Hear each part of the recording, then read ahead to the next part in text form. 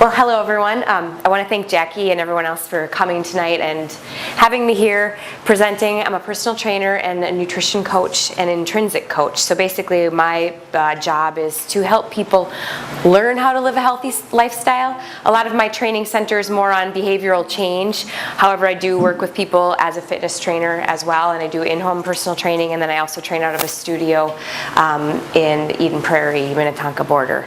This is something I give to people, and I've spoken at the Home and Garden Show on this too. It's just quick and easy and almost virtually painless. I mean, we want to feel something. We want to make sure that our muscles are working, but it's a circuit training, which means you do an exercise, you do another exercise, you do another exercise, and you keep going through the series, and then you stop and take a little rest and do it again. And you could probably get this done in about 30 minutes. And simple. I'm going to start by getting my heart rate up so I could jump rope, right? Or jumping jacks. I can run up and down the stairs 30 seconds to a minute to get my heart rate increased. And then after that, I'm going to do my muscle training. So this first exercise is a squat, bicep curl, shoulder press. So I'm working 3 muscle groups, right? Well, legs. So I get my whole entire legs, my shoulders, and my biceps at the same time. So I am going to show you some examples. The squat. I'm going to sit my glutes back in a chair, okay? Squat, curl, and press.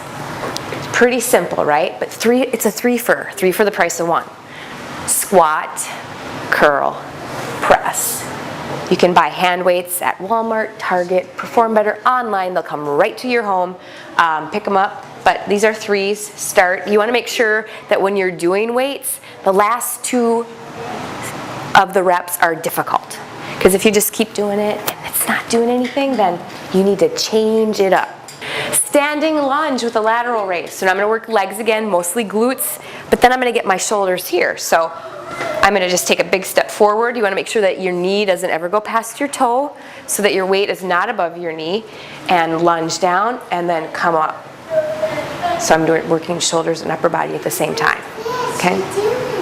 I like training like that because it's simple, but it's efficient, and I don't have a lot of time. Stability ball chest press. I love that because you can get stability balls from anywhere from $9 to about $30,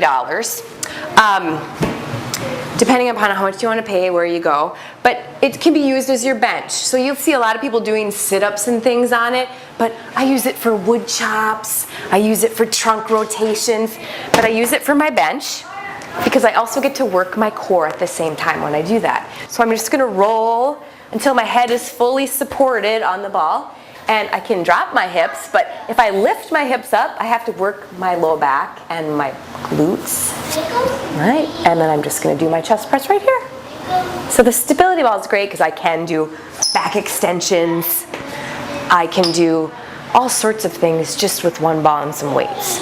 So not a lot of equipment needed. Stability ball or floor back extension. So again, with a stability ball, $9 to $30 depending on what you want to spend. They have ones with sand in the bottom so they don't roll away. So if you're going to get something for someone's in-home fitness room that you're putting together, maybe they're all different colors and then, sizes, and then they have the sand in them. So, all sorts of fun, right? So for your back extension, you're going to go on your ball. This is keeping our low back strong, our part of our core. And you come up and down. You want to make sure that you keep your eyes on the floor because everything is in a line. You don't want to take your cervical spine and move your neck up and down. It's coming up through the trunk of the body, working the low back. We need to keep our low back strong so that we can stand up tall because we're at our computers all day, hunched over. We've got that little I call it the corporate crunch. So it's like opening this chest area, strengthening our back, and becoming stronger on our posterior side. So keeping strength on the low back and glutes and hamstrings is extremely important. And I'll have something for Jackie later if she Then again in the middle, because now my heart rate has come down, I'm going to add some more cardio. So maybe I'm going to do jumping jacks. Maybe I'm going to run the stairs again for 30 seconds to a minute. And then I'm going to do some standing rows. And Kurt said he would be so kind to help me. Bands. Bands Bands are great because you can do a ton with bands. I think Target has a 3 kit. You get red, yellow, and blue, so different resistances. And it's like $30. You can string it at home. But I'm just going to show a simple exercise that we talked about keeping our back strength in. He's going to pretend he's a wall or a beam, nice and strong, right? I will try not to. Engage your core. I let go of it. I know. I'll have a big black eye tomorrow. I'm going to pull back. Okay, so remember, a lot of us are like this because this is how we, so you want to open your chest, let your shoulder blades come back, and that can be challenging for some people that don't have that strength in there. But you pull back and your focus is on squeezing your shoulder blades together. Over time, you will get stronger if you do happen to have that kind of posterior fold, okay? Or I'm sorry, forward fold. Thank you. So much you can do with this thing. I mean, I can do back, I can do more back, I can do bicep curls. I mean, all you need is one of these. I usually give people who are like, oh, I don't have time, I gotta travel. I'm like, doesn't your company get you a nice place with like a nice fitness center? Oh God, no, they're too cheap. I'm like, well, you know what? Here's some bands. I'll give you the whole workout with bands. So no excuses, 30 minutes. Tricep dips, okay.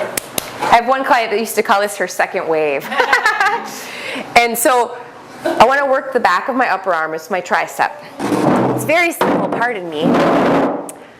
Just to find either the floor or a chair. And I'm just going to sit my glutes and just skim past the bench, keeping my chest out, because if I'm forward again, look at my posture. I want all that weight over my triceps and then squeeze up all the way. And when you're focusing on your muscle in that contraction, that's when you want to hold it.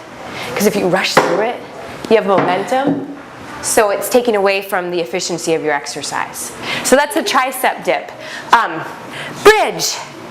Some people have probably seen this in yoga, where you go down on the floor, and probably not a lot of people can see me, but feet shoulder width apart.